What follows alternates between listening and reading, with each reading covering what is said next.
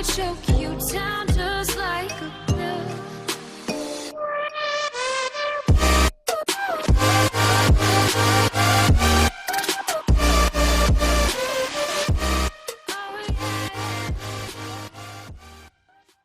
Hey guys and welcome back to King in Black, Return of the Valkyries। दुख तो बहुत होगा आपको इस एपिसोड को देखकर, क्योंकि आप लोग वल्करीज के इतने बड़े फैन नहीं हैं जितना कि नाम नहीं बताऊंगा। डॉक्टर जेन फोस्टर अर्थ पे मौजूद आखिरी वल्करी है। ये एक वॉरियर गॉडेस है जो कि उन सोल्स को वल्हाला का रास्ता दिखाती है जो कि एक लड़ाई के मैदान में मारे जाते हैं। उसके पास एक हथियार ऑल वेपन अंड्रेयान है जिससे वो सारे रैम्स को हथियारों और कॉस्मिक एंटी लाइफ एंटिटी से बचाती है, लेकिन उसका सामना पहले कभी इस टाइप के गॉड से नहीं हुआ। अगर नल अपने काम में सफल हो जाता है तब तो अर्थ की पूरी पॉपुलेशन ही मौत के रास्ते पे चल पड़ेगी। जेन को फिर से बैलेंस मेंटेन करना होगा, लेकिन उससे पहले उसे एक मरे हुए हीरो को उसकी आखिरी मंजिल तक पहुंचाना है। हमें एक दूसरी टाइम का सीन दिखाया जाता है जहाँ एक बिना नाम की वल्करी, जिसे मैं इस कॉमिक में वल्करी ही कहूँगा, वो बाकी वल्करीज के साथ एक बिना नाम के गॉड से लड़ रही थी। वो कहती है, नहीं ये जगह नहीं, फिर से नहीं, यहीं पे मेरी मौत हुई थी, यहीं पे उसकी मौत हुई थी, प्लीज मैं इसे और नहीं सहन कर सकती। गैस आप लोग साफ साफ देख रहे हैं कि इस वल्करी को कुछ विजन्स दिखाई दे रहे हैं। वहीं अर्थ की ऑर्बिट में जेन फोस्टर वहां पहुंच चुकी है जहां पे सेंट्री की मौत हुई थी, जो कि इंसानी दुनिया के सबसे ताकतवर हीरोज में से है। वो जेन फोस्टर को अंतरिक्ष में तैर रहा अपना चीरा फाड़ा हुआ शरीर दिखाता है। देखो मेरा दिल ठीक तुम्हारे सामने है, इसके कितने टुकड़े हो चुके हैं, ये काफी ठंडा भी हो चुका है, जैसे कि इसे कई बार सजा दी गई हो। फिर भी मुझे इतना सारा प्यार कभी पहले महसूस नहीं हुआ, सिंपल और पवित्र प्यार। भला मौत एक बूढ़े आदमी को कौन सी दया दिखा रही है। माफ करना, ऐसा लग रहा है कि मैं तुम्हें जानता हूँ, लेकिन हम पहले कभी नहीं मिले। जेन फोस्टर ने कहा, पता है मैं वल्करी हूँ, लेकिन तुम मुझे जेन बुला सकते हो। सेंट्री ने कहा, एक वल्करी, अमेजिंग। माफ करना, मुझे लगा कि यह सब सच नहीं होते। जेन कहती है, मौत के बाद की जिंदगी को हर कोई झूठ मानता है। सेंट्री कहता है, क्या तुम जानती हो मरने से पहले लाइफ तुम्हारे सामने घूमने से लगती है जैसे कि मूवीज में होता है, लेकिन मेरे सामने तो सिर्फ मेरी अच्छी यादें ही दिखाई दे रही थी। जेन ने पूछा, तुम्हें क्या दिखाई दिया। सेंट्री ने कहा, लिंडी ली, मेरी वाइफ। वेल, जब मेरे पास सेंट्री की याददाश्त नहीं थी, ये तब की बात है। और बिली, नॉर्मी, ये अजीब सी चीजें हैं। एक बार मैंने लिंडी को एक चुटकुला सुनाया था, वो इतनी हंसी कि उसके हाथ से प्लेट छूट गई। उसने तो ये भी कहा था कि उसने थोड़ा सा मुंह दिया था। जब नल मुझे कल के अखबार की तरफ फाड़ रहा था, तभी इस यूनिवर्स ने मुझे ये दिखाने की कोशिश की कि मैंने एक बार एक औरत को कितना हंसाया, इतना कि उसने मुंह तक दिया। जो बात मुझे ये सोचने पे मजबूर करती है कि मौत या तो कुछ ज्यादा ही दया दिखा रही है, या फिर झूठ बोल रही है, या फिर उसे भी मजाक करना आता है। क्योंकि जैसी मेरी लाइफ रही है, मैंने खुशी से ज्यादा आंसू देखे हैं। जेन कहती है, वो और मैं सोचती हैं कि ये सब मौत की वजह से नहीं हुआ, बल्कि ये सब तुम्हारे कारण तुम्हें दिखाई दिया। सेंट्री ने कहा, हो सकता है, लेकिन जानती हो सबसे ज्यादा दर्द किस चीज से होता है। उस टाइम जब मैं यहाँ अंतरिक्ष में आया था, बस सिर्फ ये देखने के लिए कि क्या मैं अंतरिक्ष में जा सकता हूँ। वो मेरा पहली बार था जब मैंने अर्थ को देखा, इसने मेरा दिल बदल के रख दिया। और अब देखो इसकी तरफ, वो लोग अब भी अर्थ पे ही हैं। ये मेरी लड़ाई थी जेन, मैं इस लड़ाई को लड़ने के काबिल था, लेकिन मैं फेल हो गया। मैं नहीं सोचता कि मौत से मुझे इतना फर्क पड़ा होता अगर मैंने कुछ किया होता। काश कि मैं नल को भी अपने साथ ले मरता। जेन कहती है, तुम्हारी जिंदगी में तुमने जो कुछ किया वो सब मौत पे किए हुए काम से ज्यादा इम्पोर्टेंट है। सेंट्री कहता है, मुझे भी ऐसा ही लग रहा है, लेकिन जब तुम्हारे सामने मौत होती है तब ये तो मैटर ही करता है कि तुम किस तरीके से मरे। समझ रही हो ना। जेन ने कहा, मैं समझ रही हूँ, अब जाने का टाइम है, वल्हाला तुम्हारा वेट कर रहा है। गाइस, जेन फोस्टर को अर्थ के सिर पे मौत दिखाई दे रही है। एक ऐसी ही चीज आपने थोर के एपिसोड में देखी होगी, जहाँ जेन फोस्टर को अपने सिर पे मौत दिखाई दे रही थी। हालांकि अर्थ पे आई हुई इस मौत के बारे में जेन फोस्टर सेंट्री को नहीं बताती। फिर हमें कॉमिक की शुरुआत की वही वल्करी दिखाई जाती है। अब उसके सामने जो उसे सीन दिखाई दे रहा है वो बदल चुका है। वो एक बार में बैठी है, यहाँ का गाना उसे पसंद आ रहा है। बारटेंडर कह रही है, मैं देख रही हूँ कि यहाँ पे क्या क्या रखा हुआ है। कारा नट्स, एक अलोगेरियन सनसेट, एक्स्ट्रा रम, एक्स्ट्रा आइस और गैलो जूस यहाँ पे नहीं है। लेकिन ये सब नहीं है तो इसे अलागोरियन सनसेट नहीं कहा जा सकता। लेकिन मुझे कैसे पता, मैं तो सिर्फ एक बार टेंडर हूँ और यहाँ एक बेसबॉल बैट भी है। क्या मैं तुम्हारे लिए कुछ और ला सकती हूँ? यह जो बेसबॉल बैट वल्करी को थमा देती है। उसका चेहरा देखते ही वल्करी को उसका नाम याद आ गया, टेंड्रा। तुम मेरी हीरो हो।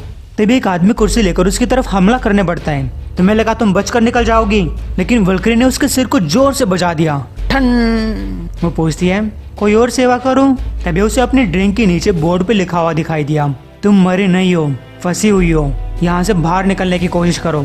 लेकिन वो फिर से एक ड्रिंक पीने बैठ जाती है, जबकि पीछे से एक और आदमी उसके ऊपर हमला करने की कोशिश करता है।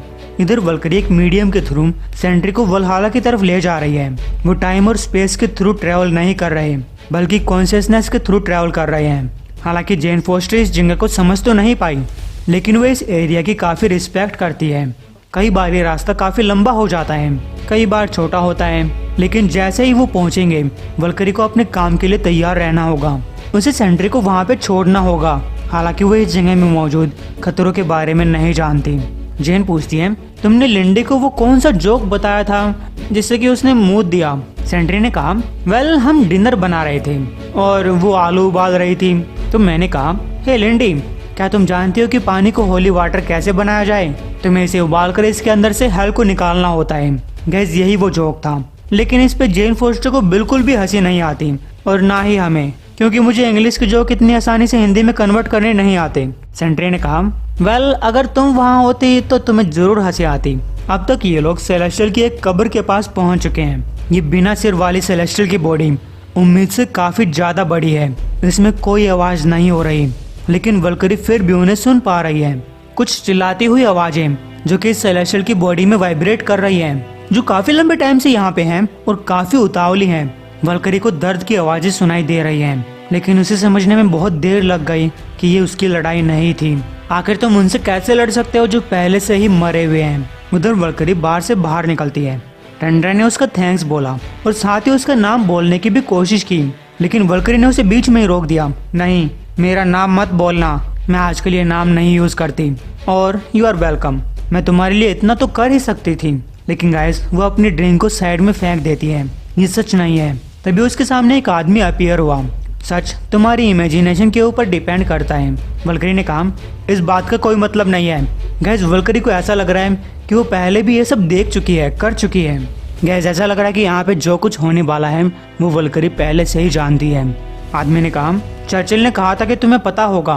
वल्करी ने कहा नहीं नहीं उसे नहीं पता, लेकिन क्या तुम्हें पता है कि तुम्हारी दिक्कत क्या है? आदमी कहता है यहाँ पे कोई दिक्कत नहीं है, सिर्फ और सिर्फ चैलेंज है।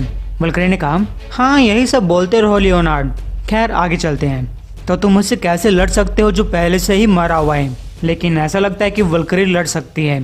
उसके पास द ऑल वेपन अंडरयान है। जैसे ही वो सेलेस्टियल से निकले हुए इस क्रिएचर के टुकड़े करती है, उसे इस क्रिएचर के अंदर के दर्द की आवाजें सुनाई देने लगती है। उसे हर एक आवाज साफ साफ सुनाई दे रही है। ऐसा लगता है कि अंदर ही अंदर वल्करी उन्हें जानती है। वो इनकी किस्मत देख सकती है, उनकी जिंदगियां और उनकी मौत तक भी। उधर वल्करी को एक और याद दिखाई देती है, जहाँ पे वो एक एसगार्डियन एल्टा के साथ कंपटीशन कर रही थी।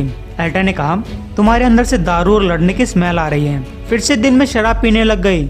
वल्करी कहती है हाँ मैं तुम्हें लड़ने का मौका दे रही हूँ कि तुम मुझ पियक्कड़ को हरा सको। गाइस एल्टा ने वल्करी को निशाना लगाने के लिए बोला। वल्करी ने कहा देखो इस तरीके की लड़ाई को मैं लड़ाई नहीं मानती, क्योंकि एक असली लड़ाई में अपने पास 10-15 कुल्हाड़ियाँ कौन रखेगा।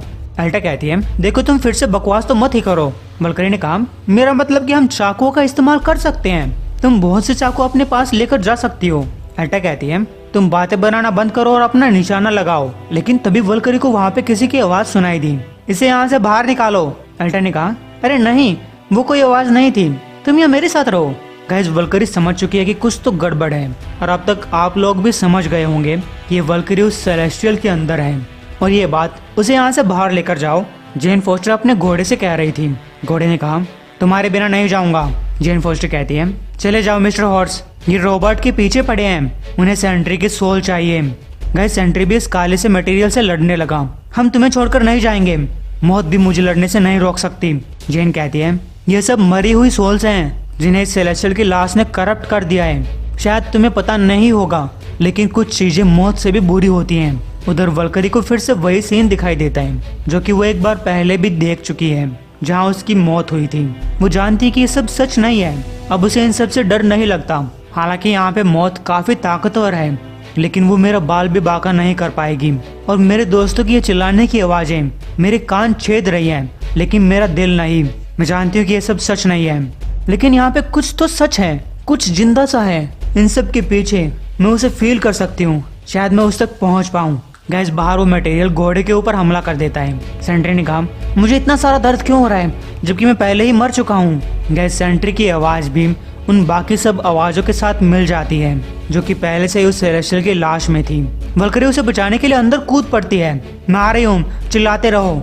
वल्करी को अब भी उसकी आवाज ठीक ठीक सुनाई दे रही है, लेकिन वो इतना तो समझती है कि अब वो सेंट्री के सोल को फिर से हासिल नहीं कर पाएगी। लेकिन वो कहावत है ना, अगर तुम कुछ चीज खो देते हो तो तुम्हें कुछ मिल भी जाती है। गैस जेन फोस्टर अंडरयान को अंदर फेंकती है, लेकिन ये हथियार सेंट्री तक पहुंचने के बजाय सीधा उस वल्करी के पास पहुंचा। उसने इस हथियार को पकड़ लिया। जेन फोस्टर ने देखा कि ये रोबोट नहीं है, लेकिन ये घेरा ये जल्दी से बंद हो रहा है। उसने इस वल्करी को जल्दी से बाहर आने के लिए बोला। अगले ही पल वल्करी तो बाहर थी, लेकिन जेन फोस्टर अंदर फंस गई। हालांकि उसने अब भी इस वेपन को पकड़ रखा है। पकड़े रहो, मैं तुम्हें बाहर निकालने की कोशिश करूंगी।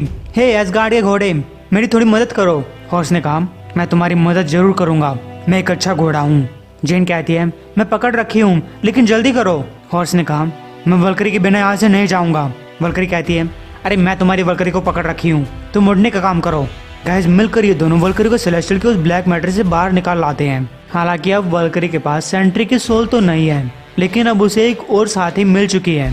इधर इस वल्करी को भी अपने हाथों में दर्द महसूस होता है। अब ये जान चुकी है कि जो कुछ देख रही है सच देख रही है। वल्करी पूछती है, तो तुम भी एक वल्करी हो? लेकिन वल्करी के पंख कब से आने लग गए? जेन फोस्टर ने कहा, जब से मैं वल्करी बनी हूँ। वैसे तुम कौन हो? वल्करी सोचती है, मैं उसे बता सकती थी कि मैं सबसे पहले की 9 वल्करीज में से एक हूँ, कि मैंने बोर और उसके बेटे ओडिन की सेवा की है।